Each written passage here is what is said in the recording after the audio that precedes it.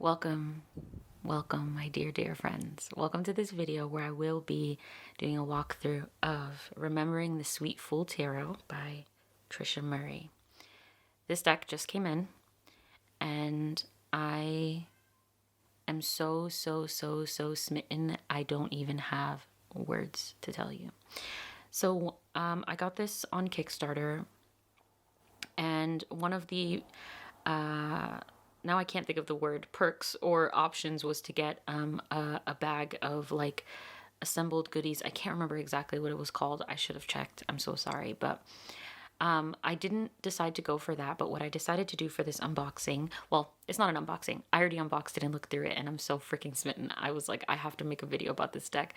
And like, you're going to see, because I decided to bring out a bunch of my own little goodies and things that I have lying around. These little specks you'll see are little pieces of dried lavender. This is like a leaf here. It's like falling off one of my eucalyptus. I have eucalyptus here. I don't remember exactly what this is called. This is an oak leaf that I got before the leaves fell. Some stones, some crystals, some pieces of like jewelry, or this is like a piece of broken jewelry. This is an acorn I got recently as well. Like this is a little sculpture thing I made for some artwork, which I'll explain more about later. I have mousse here, I have a candle, I have tea, and I even chose the tea to be Simple Dreams. Absolutely lovely. Lovely. Oh, and I have this crystal here, which felt like, oops, there it goes. It felt like perfect for this deck. So I'm just going to put it to the side here. I believe that's a Botswana agate. And look at this, how sweet that came in the package. Sorry, no shade on the nails, all right? I rushed to do my nails and they got messed up and I didn't feel like fixing them. And it just felt like there was no need to go ahead and do that because it felt like it goes with the deck. It's very natural and such a vibe. It's even numbered and it has a signature, guys. Oh my goodness. Okay, let's open the deck. All right, so that's the box. I've never done a walkthrough before, so this is probably not going to be the most like organized walkthrough. If you want to know like stats and details about the deck, then this may not be the video for you.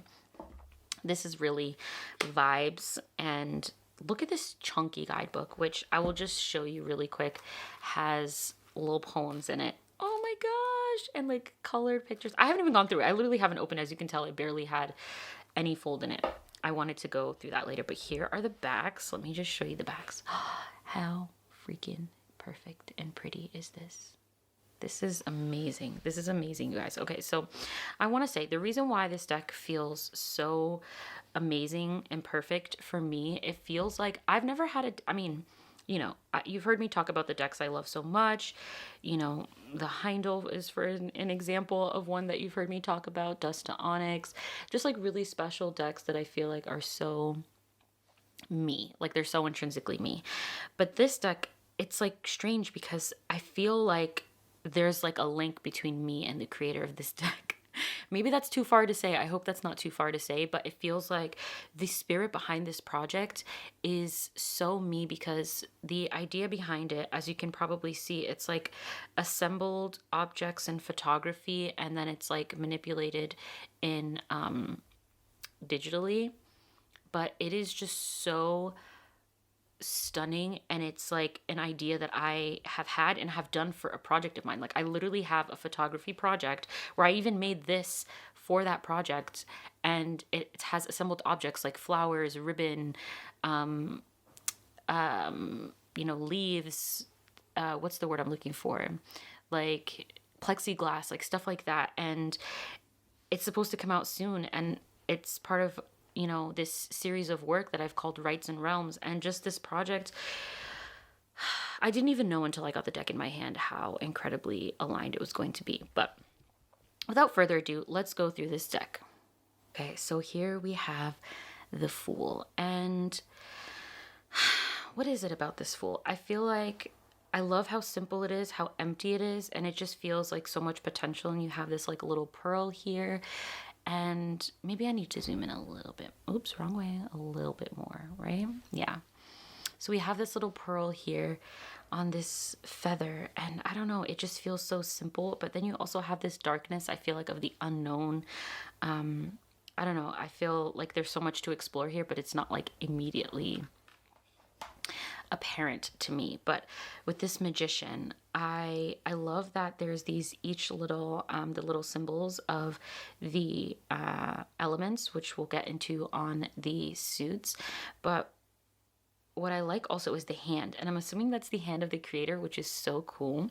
And I love these little, like, to me they're like sparkles or stars, or I don't know what those are, but they feel super magical, which I always like to see. Feel like the magician card feels very like magical, like anything is possible in a different way than the fool. Like the fool's not the unknown.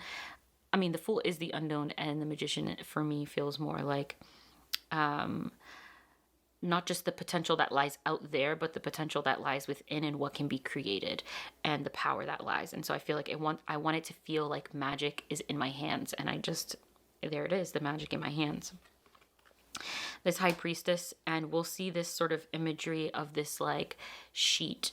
And for me, content warning, I'm going to talk a little bit about body parts and reproductive body parts, things like that. I don't even know how to describe it, but to me this looks very like is vulva the right word?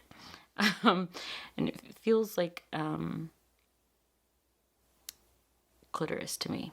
I don't know if I should leave that in. Anyway, so we'll definitely see this image throughout the deck, but I love the circle. We have the pillars, of course, and then there's a moon, and then we have this little bird that we see throughout. I would love to know more about the symbolism of this little bird. The thing about this deck, it is my ethereal dreams, and that is a lot of what my creative project is about as well. Is it's very otherworldly and feeling a lot into like other realms, which I feel like this high priestess shows really well. And the simplicity of it is so magical to me. Like, I don't even know. And just be aware, I'm not going to be explaining this like super, I don't know, eloquently potentially. It's just really my gut reaction, but not even my gut, like my soul, my other selves, like the multi-layered, multi-dimensional aspects of me just trying to fit their experience into this little language we call English, right? Okay, so we have the Empress, which is such a sweet, oh my gosh. You're just going to hear a lot of like sweets and oh my goodness, but I hope you're on the journey with me. But I love this ray of light here, but it's like diffused. Here we have the little birdie on there. And I don't know, I love how green it is. It feels very creative and I think the word possibility is coming a lot with this deck, which makes sense. It's the remembering the sweet fool, it's a sweet deck, and it feels like this deck exists in some other realm. So here we have the Emperor. We have a lot of like elements. We have a key, we have stones. This looks like, I don't know what that is, but that's definitely some kind of like food or plant or something like that. I don't know. And it's very shrouded, but you can see that this little birdie, which I'm calling them birdie, I guess that's what they are to me, a little birdie. But it feels like they're on top of this structure, but I don't know, the structure, it looks like there's a lot of things that could be made into a more stable structure potentially, but we definitely feel like this birdie has, authority over this area with all this stuff. It's like, this is their stuff. They're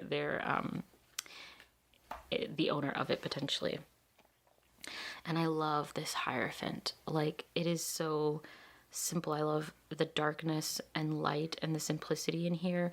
Just these elements. I wonder what the process was to create these elements. Was this something that the creator wrapped themselves? I'm assuming so.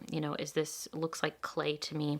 And I like clay for the Hierophant. I don't even know how to explain it. I feel like, the beliefs that we have and the organizations and institutions around us definitely shape us into who we are, for better or for worse, right? And so, I don't know. I've never really realized that clay like makes a lot of sense, which we have my little clay piece here. But, there we have it. And we have the little birdie again. Is that the sweet fool? We're remembering them. And here we have them in the lovers. This little piece is bothering me. The lovers. Oh, gosh. Okay, so we have, that's so funny. I have a little like gypsophilia, baby's breath thing in my space. But we have them on these little stones. They're facing each other. We have this union. And maybe a choice, a truce, a compromise that needs to be made, maybe some sort of balance. They definitely are balancing on here, but there's a sweetness. There's a little tree which harkens to the Rider-Waite-Smith. Why did I say harkens? I don't use that word. The chariot. Ooh, see, this feels like it feels a little exploitative for me. I don't know why or how to explain it. It feels like these are all like little beings that are like carrying, it's like I don't even know what the word is. The thing that like royal people use to carry them around, and like people will hold the sides and literally carry them. It feels a little bit like that. So potentially a dark side here, but also just very luminous at the same time, We have this bright, what I assume to be the moon here. And I really wonder what this is, but I really like it. But, what is driving this character? Is it even a character? Like, that's the thing. They're not people. They're not animals. They're something else. And that's what I find so fascinating and so connecting for me, is the fact that they are something else. They are unnamed. They are not beings that we recognize, but they are familiar. And so we have justice in the 8 position. And here we have this figure again, this shrouded, for me feels like, some sort of spirit, some shrouded spirit. And we have the bird on their head. Was there bird on their head also in the, what am I looking for? The high priestess. And you can see that they're different. They're not the same exact one. The way that the way that they're folded. And it almost reminds me also of birch, which I associate birch with as a very mysterious plant to me, a very mysterious tree. It for me is associated with mystery. And then we also have this mirrored image in the background as this, sort of balance as well. Which I'm really curious what this is. I can't really tell, but I really love that. And I find it really interesting that those overlap. It's really interesting to see which cards have this sort of being on them. And then what surrounds them as sort of the meaning to the card as well. I may not be talking a lot about the meaning behind the card or what I'm gleaning from it, but more so the creative elements, the artwork itself.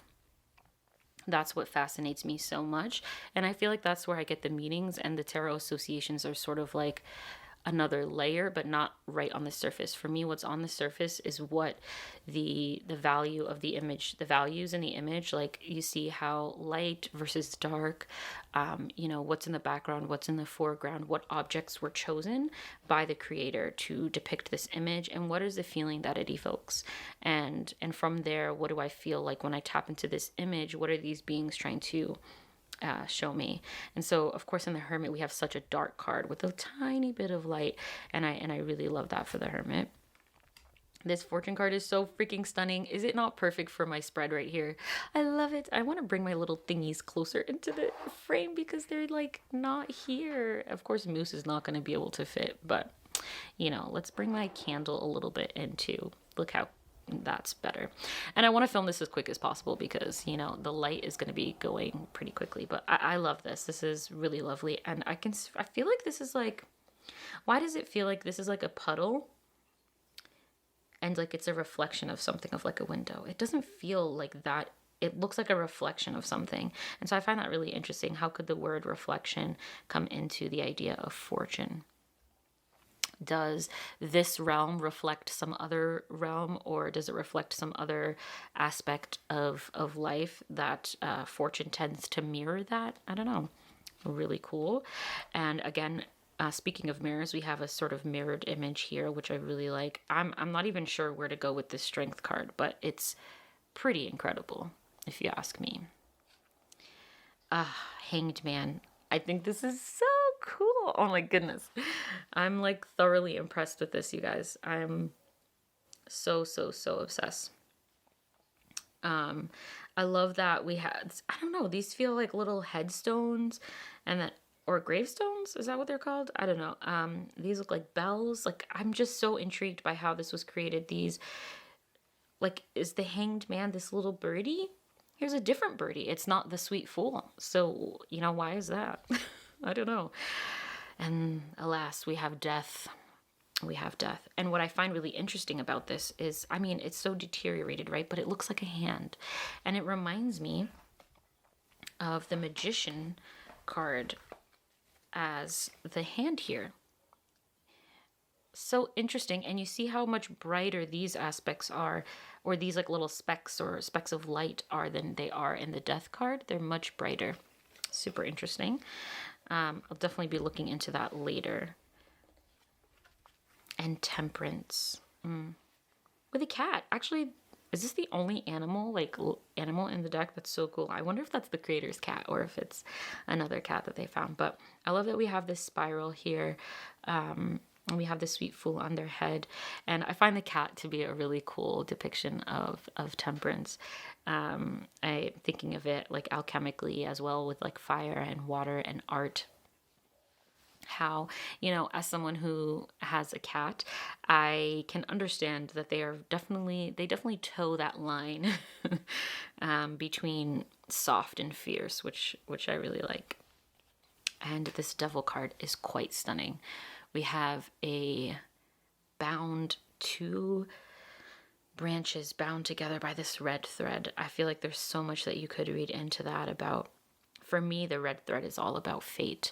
But here it feels like, and as and I will say, because the devil is linked to the lovers as far as, numerologically and as a birth card, they are my birth card pair. So I very much, for me, I like to see a mirroring of, the two things, like a more sort of positive, maybe more,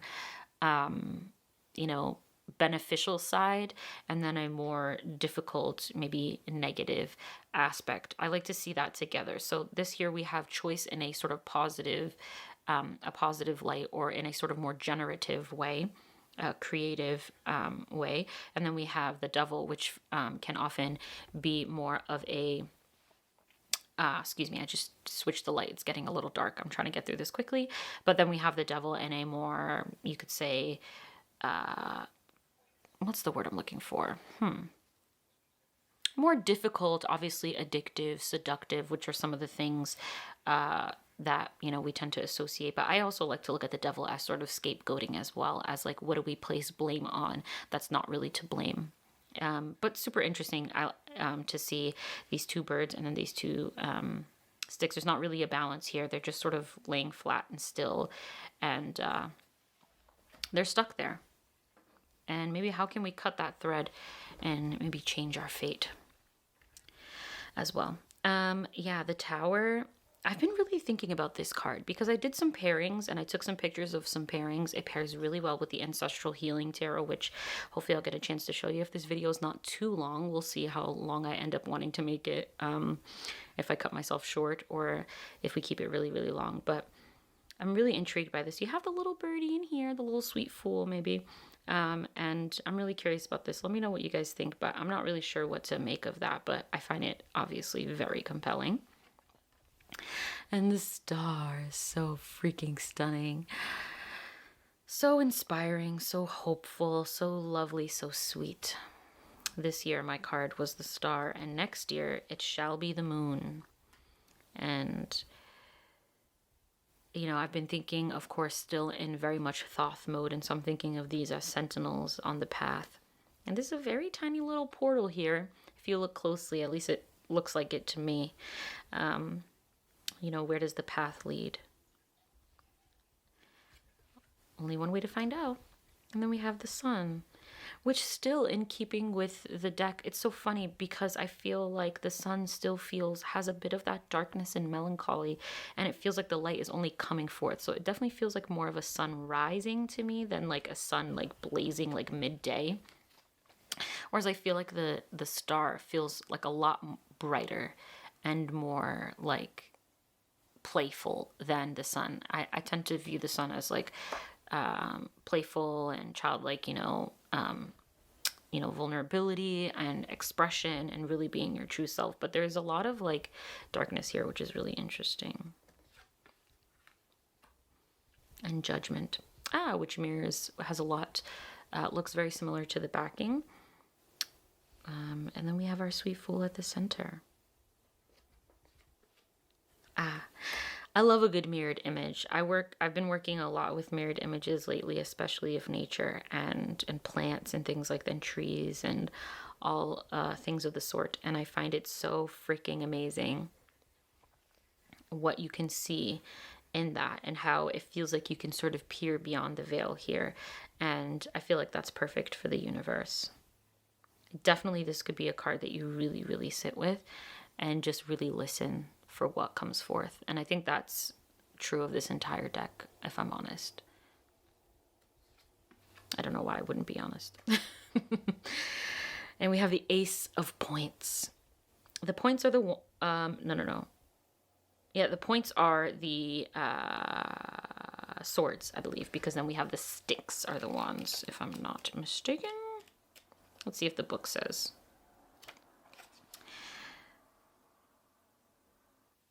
Okay, we're going to take a quick break to read the guidebook because I feel like understanding the suits, we've gone through the majors on our first impressions. I probably should have done this before, to be honest, but let's just read these first couple pages.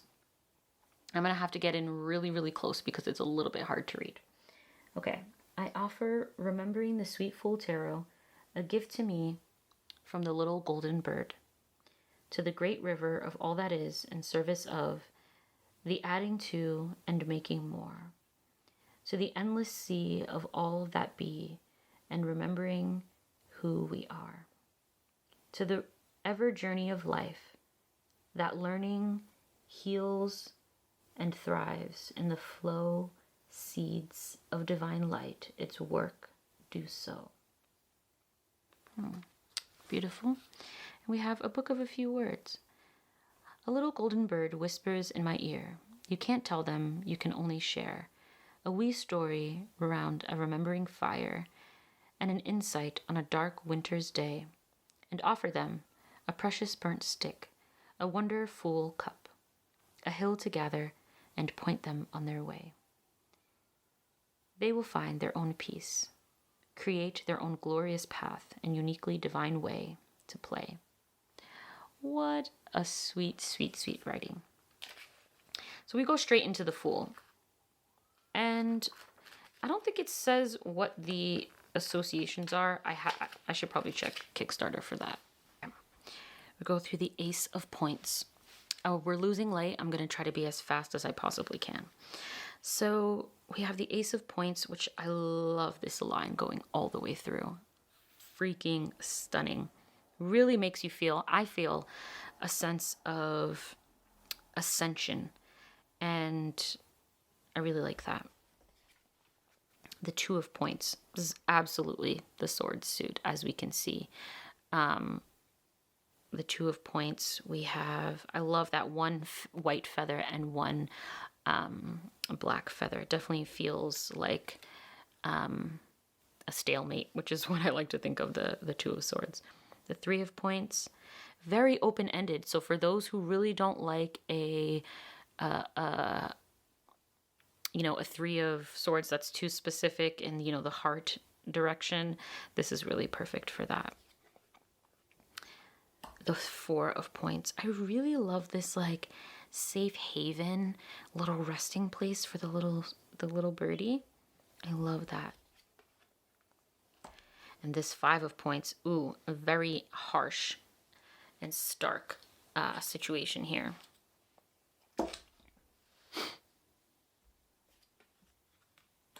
Six of Points. Wow.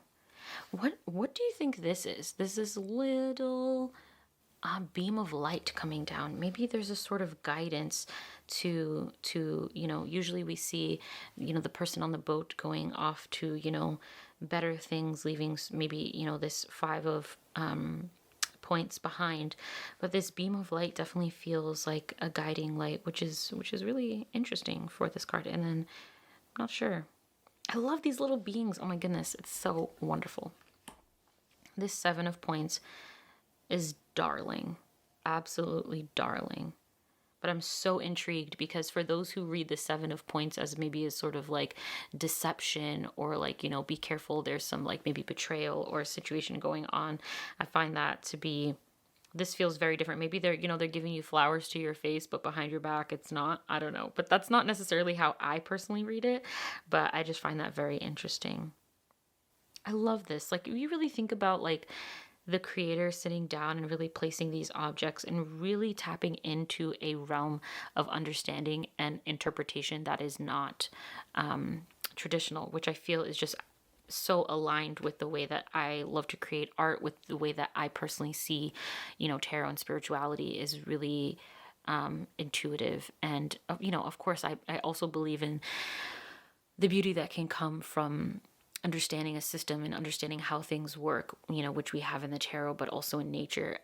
But yeah, there's just something to be said about really, and that's not to say that's how the creator did this. I don't know how they did. I don't know their process. I'm just sort of guessing, if I was to be the creator, how this might feel.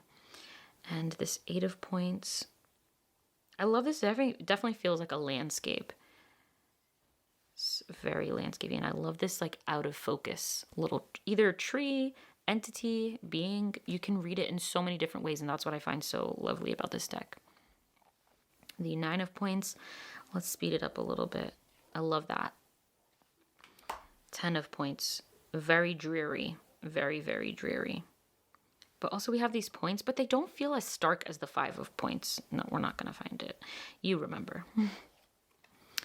And the Ace of Sticks, yay, we have our wand suit. I'm so sorry about the light, guys, but this is just what we're gonna be doing today because we just, we've got to do it. We're gonna follow the light, and I think that is what the creator would want us to do. Oh my god, I'm gonna stop actually speaking for the creator. I really don't think that I should be doing that.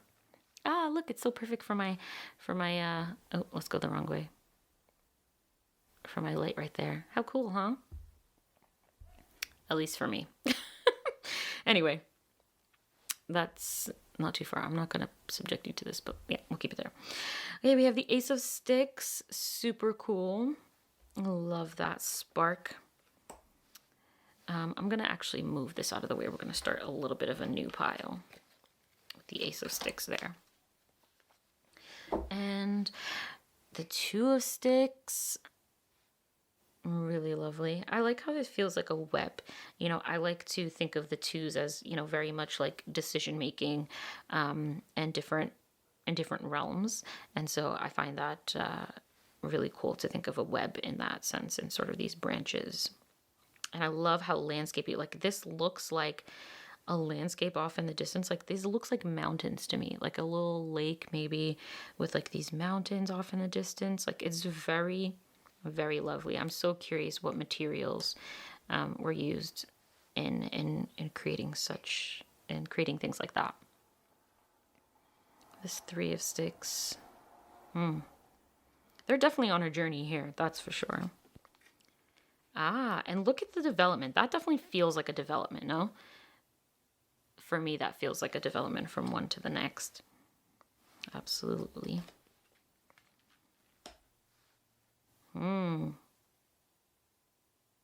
Super interesting. We have string here again, which is we find in the Devil, which for me feels like a really relevant connection to have these tied together, which we also have in the hanged man.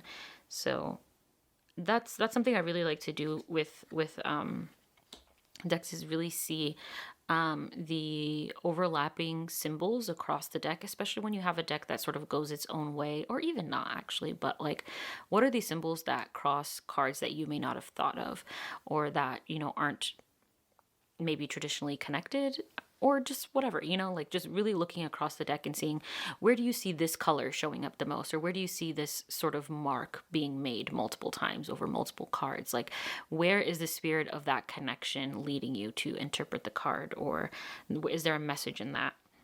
Or, just what is in that, And I love the Six of Sticks. A ladder is really cool, but also, you have the fire, which I really love. It's just really cool to see also how these two, the sticks of different sizes create this this image here. You don't all have the same exact type of stick.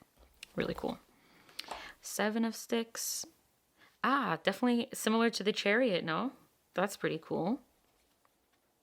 There's, of course, a 7, so that makes sense. I freaking love this 8 of Sticks.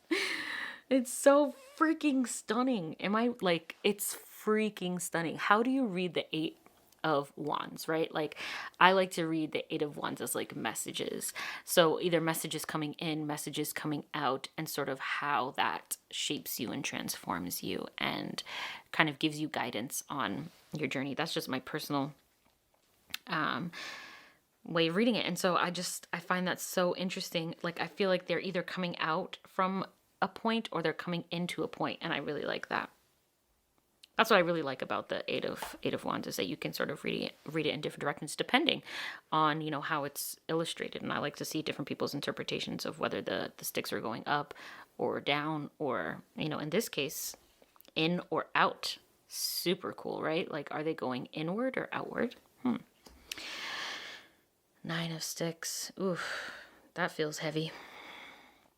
I really like it. It's really interesting also to see which cards have these like sticks, these like branchy type of sticks, these dark branchy sticks. The light is really changing on us, guys.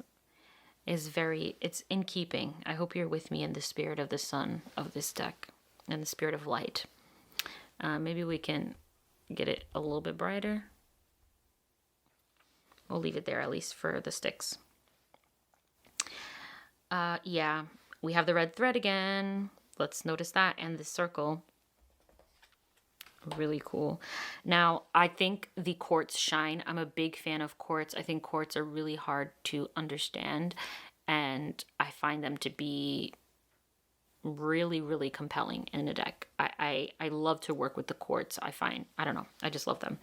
And the Daughter of Sticks, I love that we have this one green ivy. I believe that's ivy. And we have this little flame in the middle of this nest. Super beautiful. I'm going to put all the quartz to the side. We have the Son of Sticks. Guys, I mean, come on. This is absolutely stunning. This Queen of Sticks is freaking majestic. She's stunning. She's everything.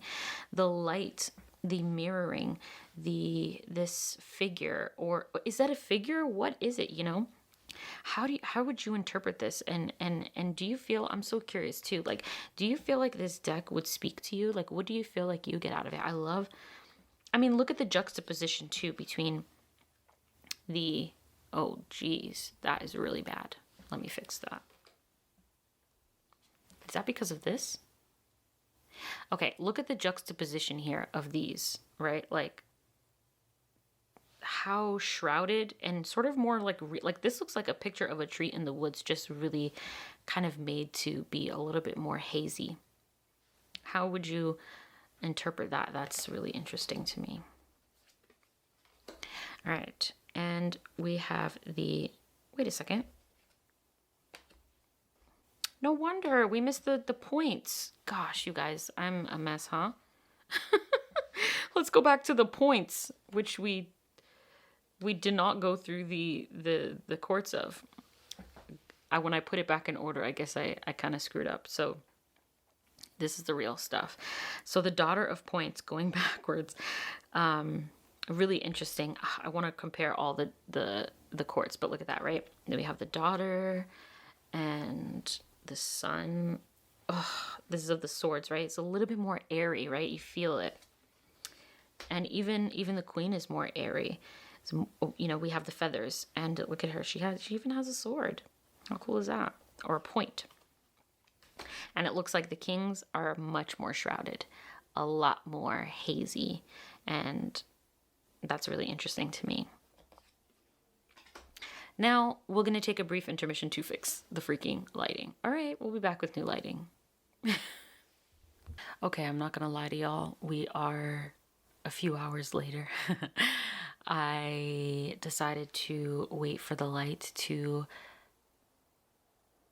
finally dim so that I could create my own light.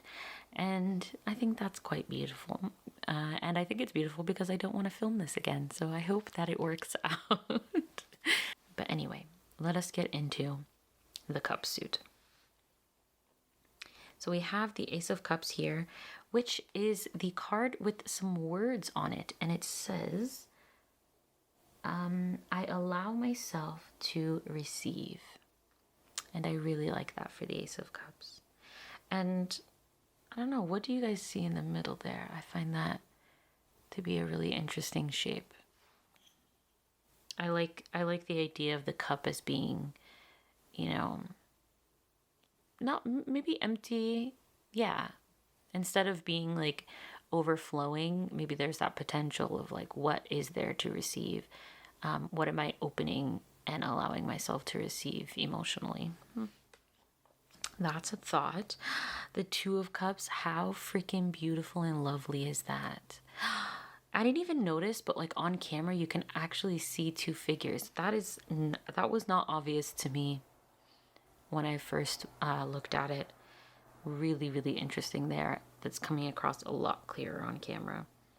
But I really love this. Very much like lotus, or, well, it's more rose looking, but I think the shape makes me think of lotus.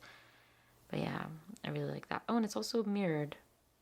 A lot of mirroring here. Oh, speaking of mirrored, I really like this Three of Cups. Really interesting.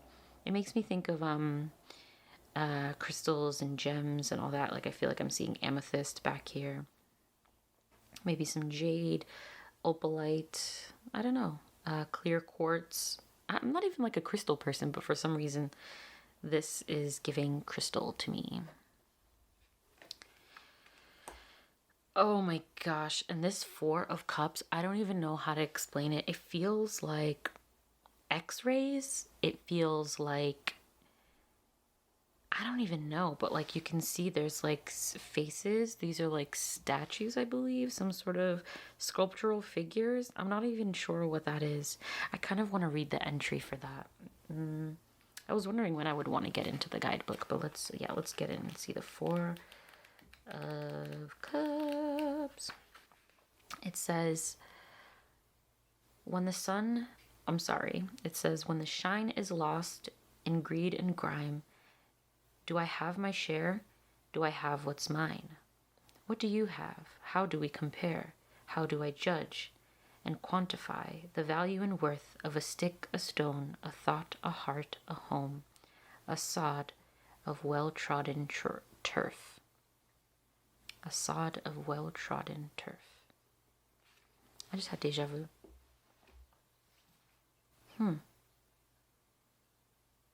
It's interesting because the images not only invite you to really listen, but so does the poetry. I think of the rhyme that comes through, but also the meaning that comes through. I feel like, like I said, this deck is just so quintessentially me, and like obviously there's so many facets to me, but in the artwork and in the poetry, like I'm a poet, and this type of artwork is also so specific. Here we have a hand again, similar to Death and the Magician, and so interesting. We see that in the Five of Cups. That's something I noted when I was just doing my, short, like kind of going through the deck when I first received it. It's so, so lovely. And these look like little pieces of like withering petals. I've like seen many a withering flower, so this looks like withering petals to me. And I wonder if the hand is the same. No, it looks quite different. Sorry, my hands are like shaking a little bit because I've had a lot of tea, quite a lot of caffeine. Speaking of, let me take a sip.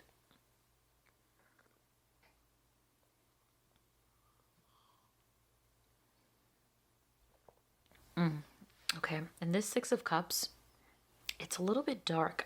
I really like that some of these cards that we don't, at least who's we, that I don't necessarily think of as dark cards, or maybe just I don't expect to maybe see like as much black, as much dark as I'm seeing in this deck. I really like this, how you're seeing in like through this tiny, tiny hole, there's a light at the end. I don't know, it's like looking into the past, looking into the future, and almost just like the ways that our memory can obscure the reality of what happened.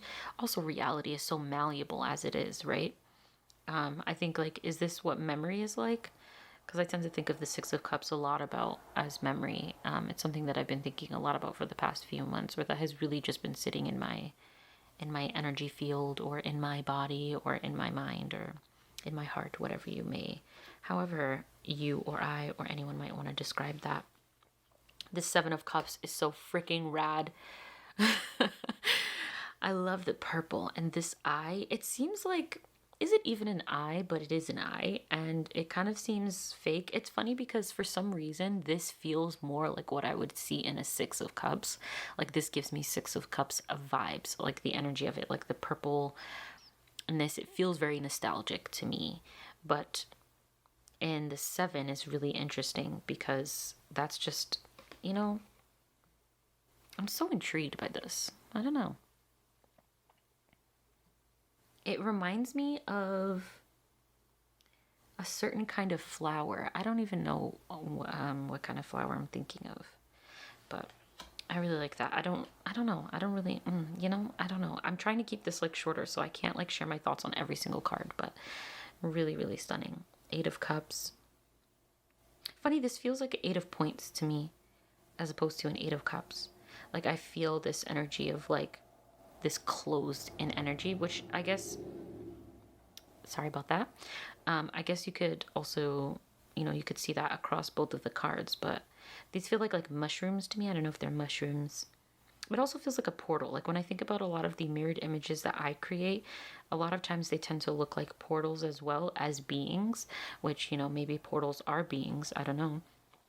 But yeah, that's interesting. This Nine of Cups, super freaking sweet. There's that purple flower again, but with this brilliant gold. It really gives this experience of just like bliss, I love that.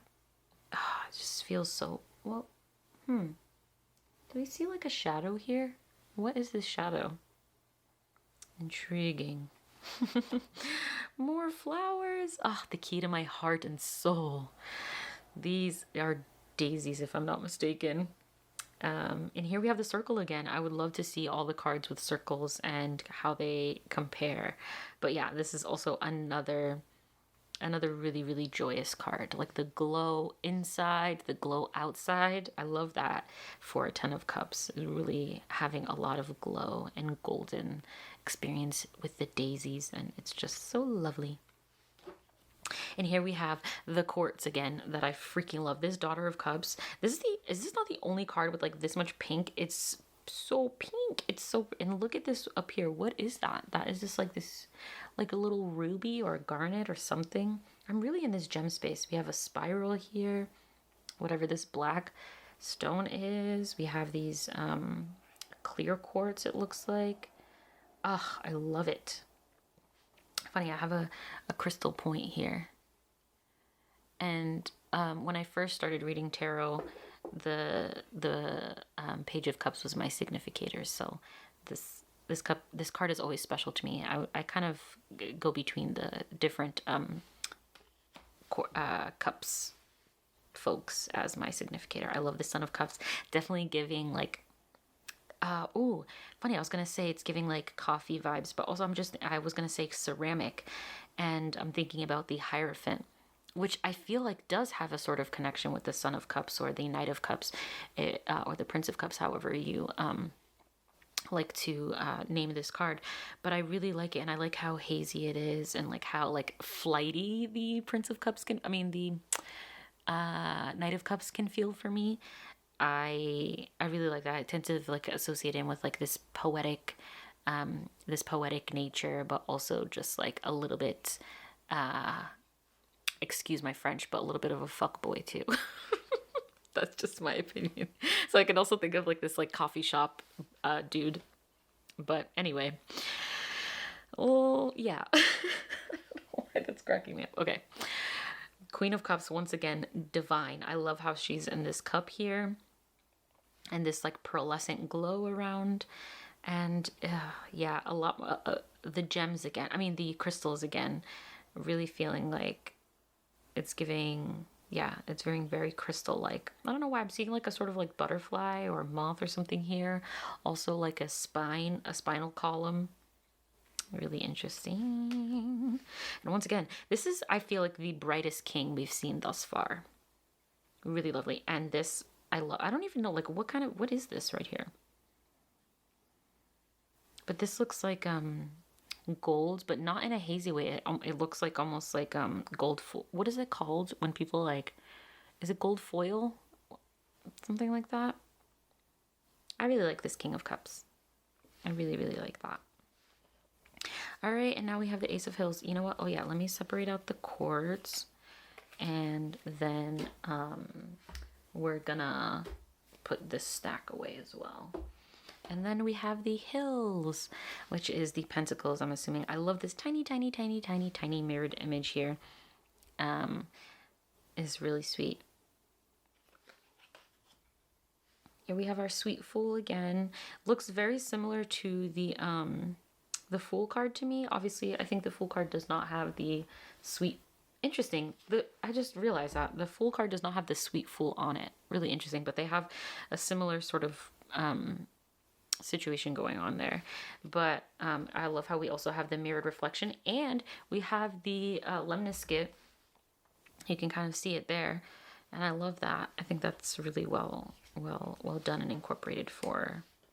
And this is the only card I feel like that has like this double folded fabric look, and I didn't even realize like how colorful this circle is and how there's two circles. Really interesting. You have the, what is it called, the Vesica Pisces here, and wow, that's so interesting. Obviously this sort of resembles the like the arch with the windows in the Rider-Waite-Smith. I love that. So many circles going on here. We have one here, one here, one here. Gosh, I'm like shaking so much. I don't know if you guys can see that. This Four of Hills. Why do I feel like the fours are so dramatic and genius? Like I find they're really creative. Like I really like the different depictions of the fours. I feel like the fours can tend to feel stagnant. Obviously they're fours, but I just feel like this brings like a new life, but also maintains that sort of like stable / stagnant-ish type of energy. I don't know how to explain it, but I really like this. This is definitely giving like watchtower energy. It's like keeping watch over what you have and guarding it. We have the Hangies again. I don't know why. I watched this. I play The Sims, and I watched this YouTuber called Plumbella, and they say this word, and every time I think of the word hanging, I think of hangly-ongly, and they say like, it's like how they say like hang on. I don't know. But then I also translate it to like hanging things, hangly-ongly. So we have the more hanglies with this Five of Hills. Very desolate situation. Interesting that we have this in similar to the Hanged Man, which, you know, has this essence of surrender and trust going across both cards. And I love the Six of Hills. I don't even know what these are, these little blobbies. They look like, I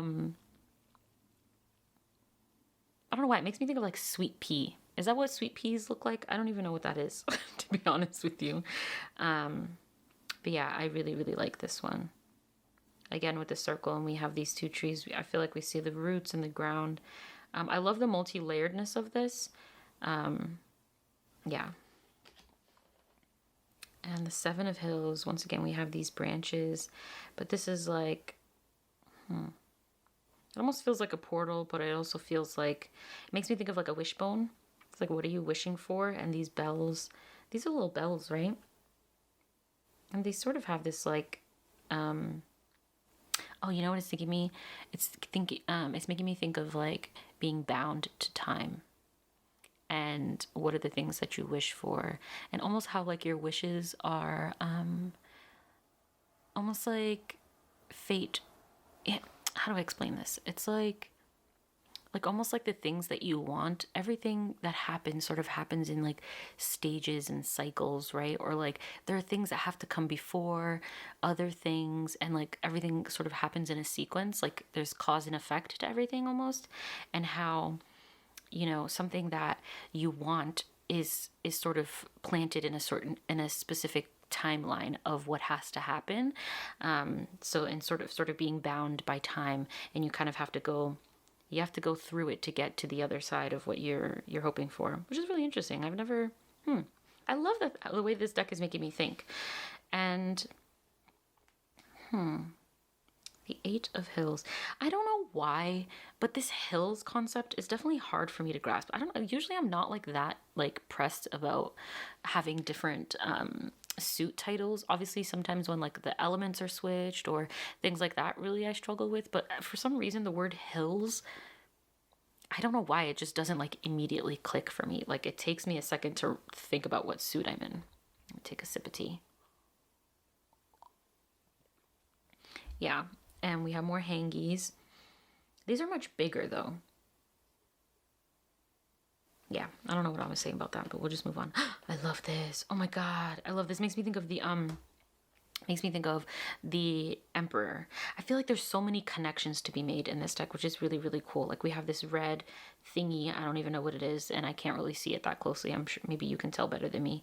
And then we have this this beam. It's not even a beam, but it's like almost like it reminds me of my like LED lights, which is really interesting. Look at this wealth of stuff, feels like a vault. And we have the Ten of Hills. Really, really cool. Oh my gosh, it's a bunch of widow birdies, but from a different angle. It's like from an above angle. And are they birdies? They are, for sure. And where are they? This is so cool. Definitely like the only one that has like this strong of like blue too, right? We don't see a lot of color. Ooh, speaking of, we don't see a lot of like colors in this deck. So I find like these moments of color should really speak of a lot. Like the piece, like blue for me is associated with tranquility, but also with depth because of the ocean, of course. And there's a Daughter of Hills. My. This is what I mean. Do you see what I mean? These freaking these quartz are just so stunning. Like this pomegranate, but with these, it feels like these are widow cherries. Like they don't even look like. No, they kind of do. No, they kind of do, and they kind of don't. Maybe they're beads or whatever. And this looks like one of those cloche. I don't even know. And this is like bejeweled bird up here. This is like, what do you like? This deck really, really calls for presence. I feel like it is absolutely a presence oriented deck. Like it's all about, oh, I love this Son of Hills. I almost forgot what it looks like. It looks a lot like the wheel. So like I'm saying, like there's a lot of connections, and I feel like this almost looks like a being here. This looks like, sorry, I'm like out of frame. I'm like focused on the card so much and not looking in the viewfinder. I wonder if this is like the same arrangement as the wheel. Let's see if I can pull up to it. Nope, that's the tower. Come on, the wheel. Give me the wheel. No, we're gonna do it. We're gonna get the wheel. I'm gonna make sure I get it. Oh my gosh, is it? It is, right? It totally is. It totally is. Guy, do you see what okay. I feel like I need to talk to the creator of this deck. Like I have questions. I really, really, really do.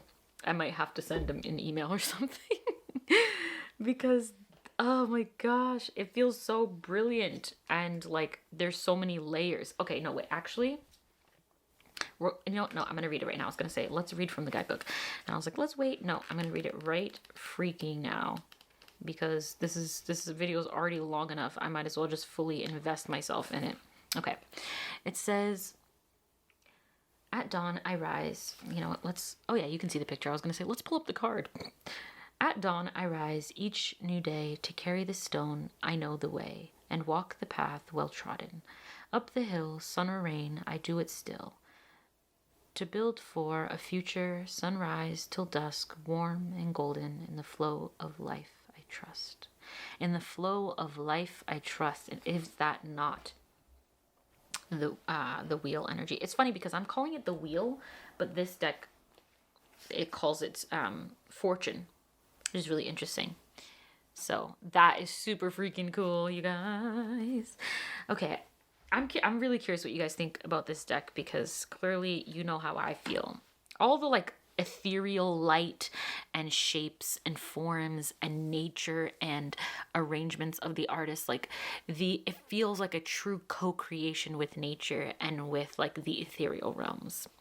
This is just, you know, how I feel about it. And the Queen of the Hills, a lot more subdued, very calm in comparison to the other queens, which we'll look at in just a second. And lastly, we have the King of the Hills.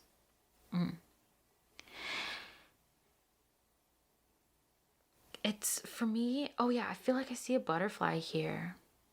And I also like see this little thingy here. It looks like a plum to me. And I absolutely love plums. I mean, my channel is called Stone Fruit Fairy. Plum is a stone fruit. I'm not going to say one of my favorite. It is my favorite.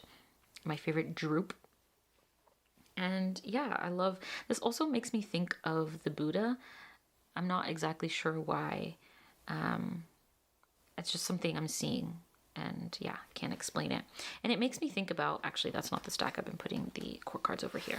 So I want to, as I pull out, I'm just going to quickly pull out the courts and just compare the courts with each other, because I just think that would be fun. And then I'm going to get into some pairings, and we'll just like talk through that. So let me just pull out all the daughters and we'll talk about that. But the thing that I just thought about, that it just made me think of, was this quote. So this book that I really highly value, it's kind of, if you read my pairing books with tarot and oracle, then you'll know that I consider, of course, the Women Who Run with the Wolves as a sort of Bible for me, if you will. I should probably find better language for that, right? Because it's not my favorite. But I find that book to be really, you know, crucial in my spiritual development. And so another book that I feel that way about is called The Healing Wisdom of Africa. And one of the things that the author Malidoma Patrice Somé talks about is that the indigenous prefer to leave things in the language in which they come. And I feel like this deck absolutely embodies that concept of, you know, and it may be a little bit hypocritical or contradictory for me to be making this video, but for me it feels like this deck is all about experiencing phenomena and not necessarily needing to put words to it, or, you know, and obviously, right, we have this guidebook and it's not explanatory, it's poetry. And so, you know, the gathering of precious twigs out on the seems like forever road builds strength over time from carrying the heavy load. On reaching a hilltop, I rest a little, but I do not stop, for the next stick will be gold. And you know, it's not about having this like crystal clear cut explanation. It's about the experience and really allowing the experience to inform without words. And that feels like the spirit of this deck, if I may be so bold to say that, as I have said multiple times. But yeah, this deck feels like it embodies that. And like I said, it might be a little bit contradictory for me to be sitting here and explaining it in words, but that's just what it gives for me. It's just this like energetic information and communication. And yeah, so here are the daughters. I really I just want to show them. I don't know if I have too much to say, especially in following what I just said. Obviously I will let you form your own connections with that at this point, because this video has truly gone on for quite a long time. And I'm not clearly doing this in any sort of like organized order. Where am I missing? Where's my, oh, here it is.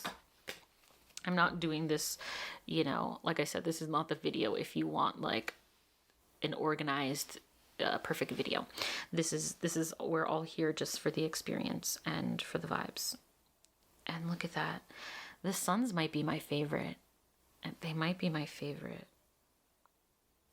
Yeah, I think, and it's so funny. I tend to feel that way, especially since, doing Thoughttober. I've been thinking a lot about the quartz even more because it was such a potent experience for me. Finally feeling like that connection that I have with the quartz was expressed in a deck in a way that just was so vibrant and alive for me. And this deck really also gives that.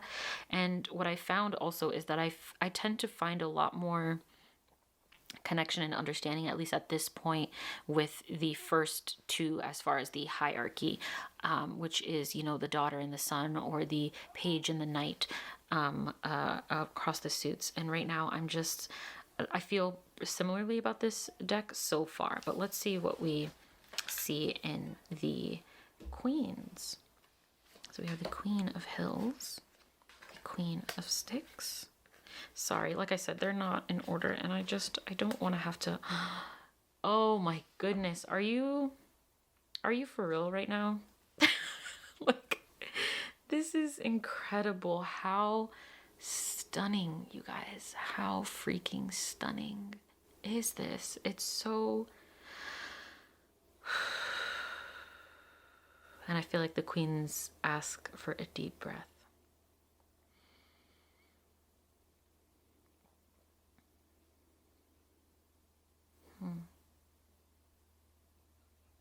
Yeah. There's a sense of stillness as well. The word, I'll just start calling out words that come to mind, actually. I think that's what I'm going to do. I feel like this might pair well with my word deck, which is also in the spirit of this creator's other deck, which is Whispering Words. I absolutely see that. And I've wanted their other decks, but I didn't end up going for it. And I know it was like an add-on. Excuse me. A plane flew by. But I wanted to get this creator's other decks. In the past, they've just been on my wish list for so long, but and I could have added them onto this one, but with the opportunity, the timing, I just felt like I wanted to just go for this deck for now, especially because the way that I work with words, I sort of create my own word decks, which maybe I'll bring out in just a second, especially since I'm talking about it. I feel like it's only fair for me to bring mine out.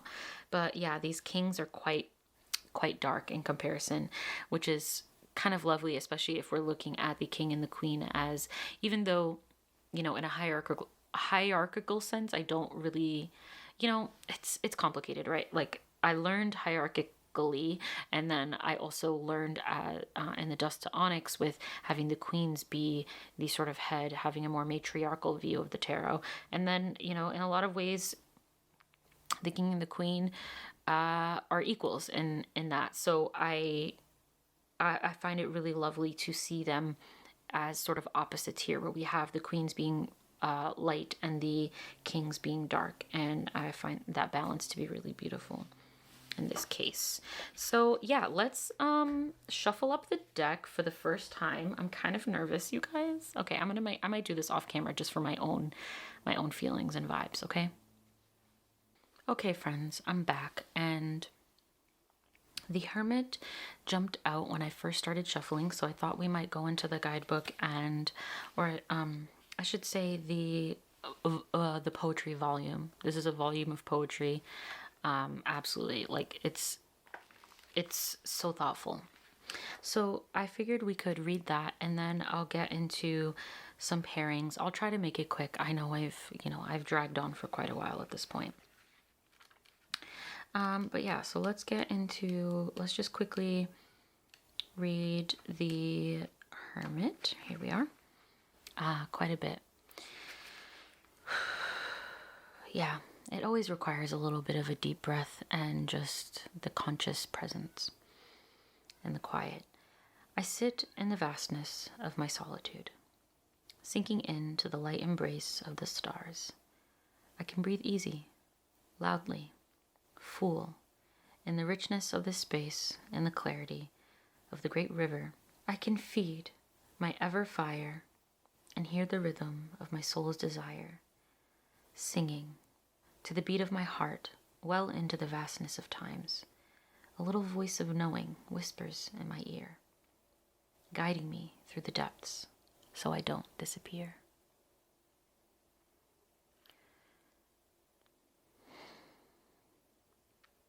So freaking lovely. And I love that this writer says my ever fire, and I think one of them said like the ever forest or something like that. So freaking lovely. Okay, so yeah, the first pairing that I want to show is the ancestral healing. This is clearly, you know, as y'all have seen quite a bit already on my channel, but I think this, we can start with the hermit. Let's put the decks. Let me just shuffle real, shuffle. Oh, I was going to say, this deck riffles decently. It's a little bit stiff. I'm sure it definitely will break in. But as you can see, it's quite no, it's not super chunky, but the edges are round, or I feel like the large corner round.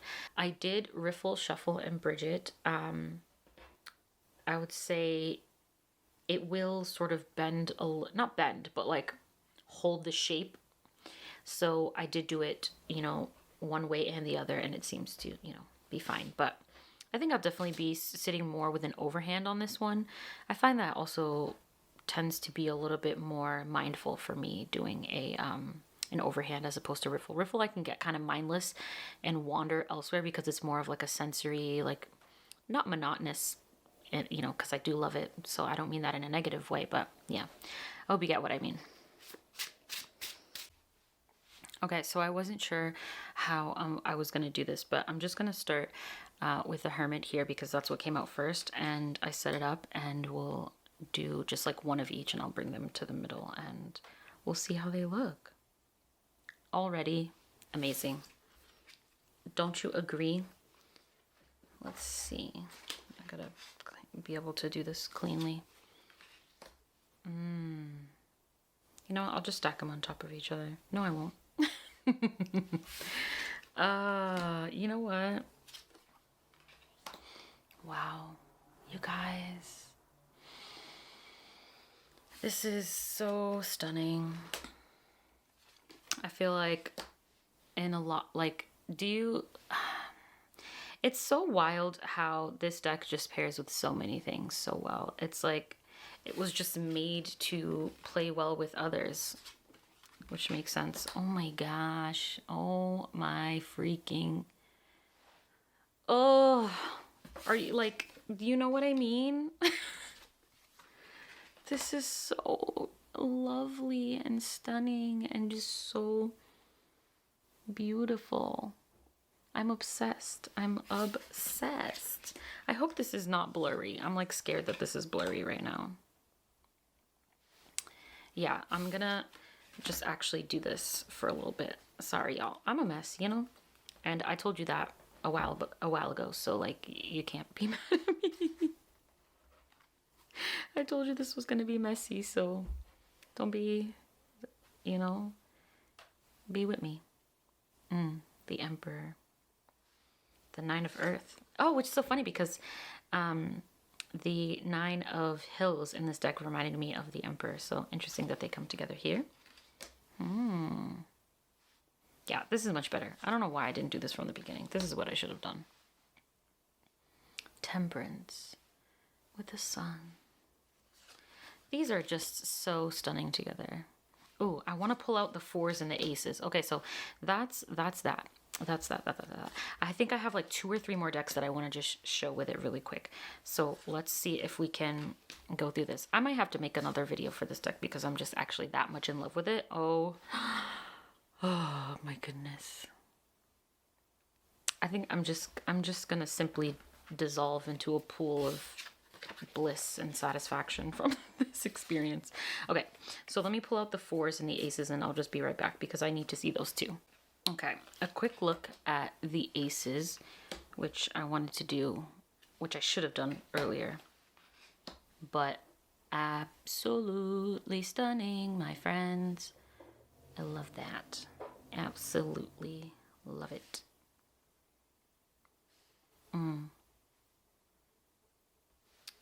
Circles in each one, which I like.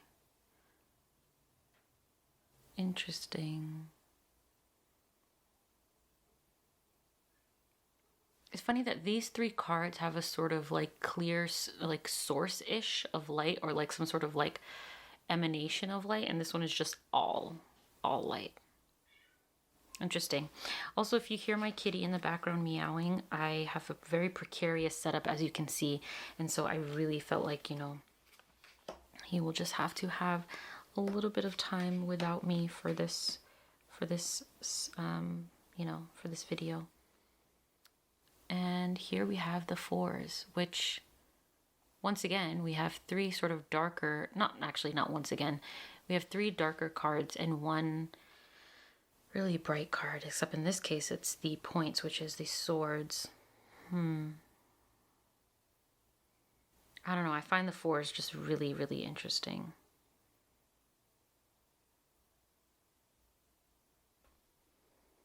I would say my favorite is definitely the 4 of Cups, but I am quite partial to the 4 of Cups these days, so that doesn't surprise me. Okay, so I said I wanted to pair this deck with my deck of words. So interesting. I love how the backs, even though they're not the same, they feel like quite similar. As you can see, that's my aesthetic, you know? Oh my gosh, I can already see it in my head now, and I feel like it's just going to be so freaking stunning. Anyways, just a note on decks. I have 2 more decks in the works. So this deck and a deck that you've seen in other videos, the deck that I made based on my word of the year, which, like I said, I make a guide for a word of the year every year. And so last year, or aka this year, no, the end of last year, end of 2022, I made 2 decks for 2023. The first one was photography based with each of the words based on my own photography. And then I also created a second deck, which is just the words based on the suggestions that I gave in the guide. So I have a list of like suggested words that you could either choose or just kind of spark some creative imagination. And then I created this one, which is just based on the words. So those are the 2 decks that you will have seen that are my creations. I plan on making, of course, another set of 2 decks for 2024. I'm working on the guide right now. Hopefully we'll be finished in the next week or 2. Very behind because of a lot of stuff going on. But yeah, so I'm going to create those 2 decks, but I don't foresee the decks coming out until January because they're just not the higher priority is creating the guide, as I'm sure you can imagine. So for folks who have said that they, you know, want to see my decks available somewhere, I will be sharing them soon. This deck for 2024 is not based on my own photography. I will be basing it on, like, you know, what do they call that? Like license free, you know, free images, and kind of pairing them with the suggested words that are in the guide. And then I'll create a separate one based on the words that I've chosen as well. So anyway, let's just get into these. That explanation aside, I just wanted to preemptively say something because I know that I'm sharing another deck that I have created that is not available at the moment. So this is my word deck right here. So I think I might zoom out and put the word at the top, maybe. Let's zoom out a little bit. Wrong way, hunty. Okay. And then maybe we'll do this. This deck is so thicky. So we'll do this. Isn't incandescent such a great word? You know what? Actually, we're going to do this. Incandescent is such a great word for this deck, I feel. But yeah, this deck is an image. You know, I can zoom back in. No, because apparently I don't know what I'm doing. This deck that's an image of my eye, in case you wanted to know. So yeah, we have the 8 of Cups and the King of Cups for incandescent. Intrinsic. With the Son of Hills and the Chariot. I won't say too much. I'll just let you see what you see, maybe. Let it speak however it speaks.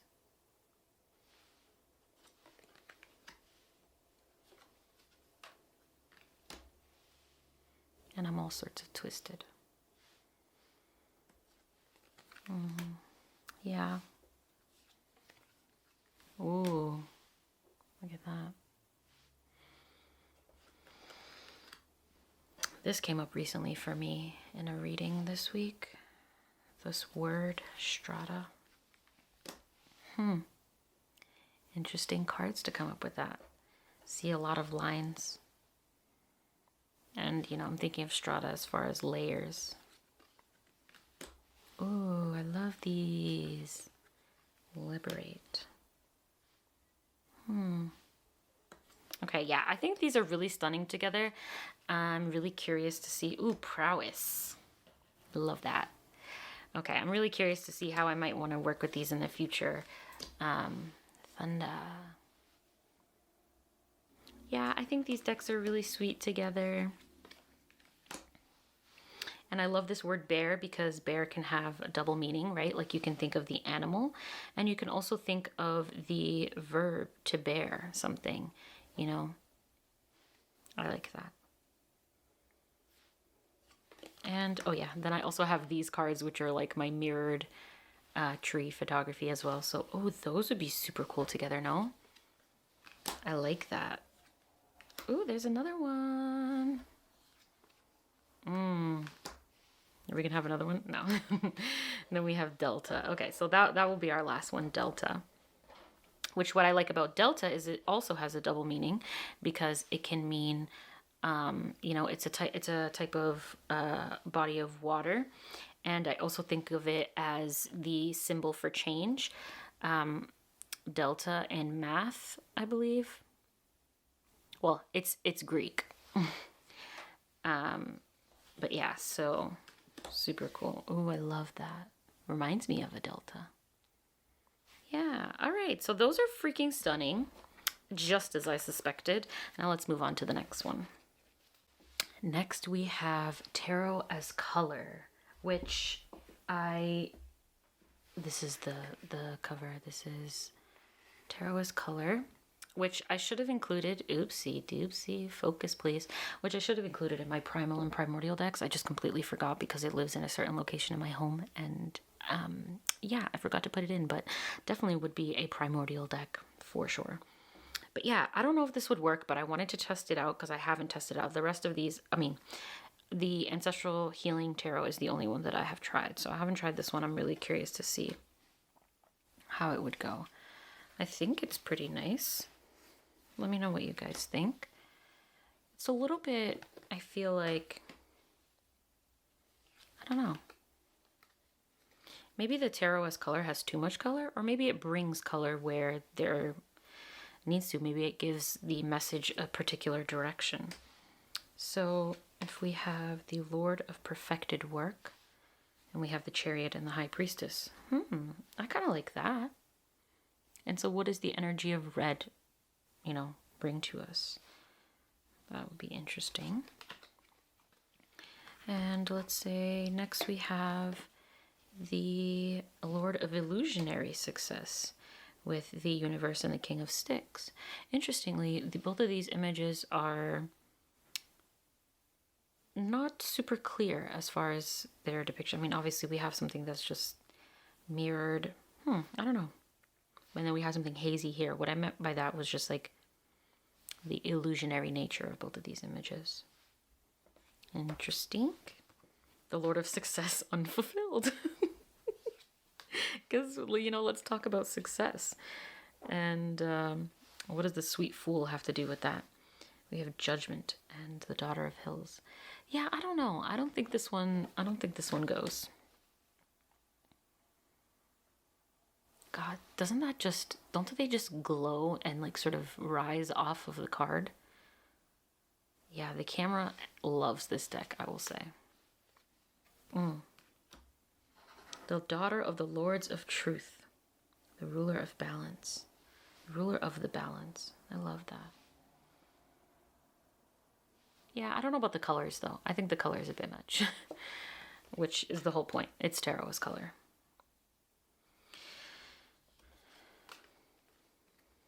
Yeah, I don't think the colors speak as much as the hermetic titles. But yeah, let me know what you think. We'll do one more. The Lord of Despair and Cruelty. With a 3 of Hills and 4 of Points. Not what I would consider. Oh. Ooh, that one really affected me. Maybe we'll do one more just to see. The Lord of Love. God. Gee. The Fool and Death for the Lord of Love. Which is so funny because what I was just about to say about this Lord of Love, this Two of Cups, is that it feels quite desolate. Like, with this little hint of red, it almost feels like a wound. And it just feels quite sad to me. I don't know why, but this blue, instead of being peaceful, it feels very melancholy to me. And so, right as I was thinking that, we have Death and the Fool. So I think those, really sat with it could work, but it's just not the one that comes to mind, off the top. So yeah, as I said, we were only going to do one and then we were going to do two. So let's just end it there and let's move on to the last deck that I want to show. Okay, I'll be honest with you. I started talking and flipping through this deck and I didn't even press record. So this is the Mystical Shaman. These are the backs. I don't know if I've been showing backs, to be honest with you, so whoopsie doopsie. But what I was saying before I realized I was not recording was, I was pairing it with other oracle decks, tarot decks, with like the Tarotist color and the Ancestral Healing Tarot. And I wanted to try it with an oracle and I just felt like this would be the perfect one. I just felt like energetically they were in alignment. And even though there's still quite a bit of color in the Mystical Shaman, I think the play of light and really oh look, my candle went out. It's time to stop recording because I left it running for all that time. I left it burning for all that time that I wasn't recording. So definitely smells of a little bit of burning in here. But yeah, as I was saying, the energy of the deck and the play of light definitely feels like a match for this deck. And like the themes included feels like the types of things that you would explore with the Mystical Shaman are very much here with remembering the Sweet Fool. Absolutely and positively, like 1,000%. And I think I was saying, even though there's quite a bit of color here, I think it still works. Did I already make that point? I don't know. The staff. But for these like darker cards, the ones that are more muted and earth tone, it matches quite beautifully. But then obviously when you have the color, it still gives like a really beautiful like juxtaposition, I think. Like, look at that, right? Even though, that's not the most like colorful of cards, but I think the juxtaposition is really, really beautiful. And yeah, so we'll just pull a couple more because I'm just having a good time, to be honest with you. Like, right? Don't you think the color just adds something in a way that Tarot's color was just a little bit too vibrant for my taste personally? I think this has the right amount of color. Wow. Wow, this has been such a wonderful journey. Thank you so much for joining me. If you have made it this far, I'm going to play the game and I'm going to ask that you write the word journey in your comment, because we have been on quite a journey and I have just been wondering how I'm going to title this video, because I really want to, even just in the naming of this video, emphasize the absolute delight that I receive and that I experienced in receiving this deck, and that I think this deck embodies a sense of delight and mystery and all of the things that are very much in keeping with a spiritual journey. Yeah, include the word journey. You can just write the word journey, or you can include it somewhere in your comment. I would absolutely love that, just so I know, which one of y'all are my real ones, because then like we're pretty much BFFs at this point, because like if you can listen to me talk messily at that for this entire time, yeah, we should chill at some point. Let's go on more of a journey together. Let's extend the journey. But thank you so much for being here. I'm gonna leave this here because I think this is actually just the perfect place to end. I don't know what I want to say. Clearly you like this video, so definitely give, press the like button, give it a like, and consider subscribing if you haven't already. Absolutely check this deck out. I will be posting links to the creator and the deck in the description box below. I'm assuming that there are copies available left over from the Kickstarter. Hopefully I'm not wrong in saying that, and if I am, I deeply apologize. We can all appreciate from afar. One thing that I saw something today that said you don't have to possess something to appreciate it. You don't have to own it to appreciate it. And I think that way a lot of when it comes to relationships and possessiveness and that and really sort of tearing down that idea, but also when it comes to, you know, consumerism and the idea around getting new things, you know, it just really challenged me to think about, you know, you don't have to possess something in order to appreciate it. That energy of appreciation, the light and positivity that comes from appreciation is absolutely rippling out and going the places that it needs to go. So show appreciation, experience the appreciation, and that is truly and deeply enough. But yeah, I will leave you with that, and I'm so grateful for your presence here, and I will be absolutely delighted to see you in my next video. Bye.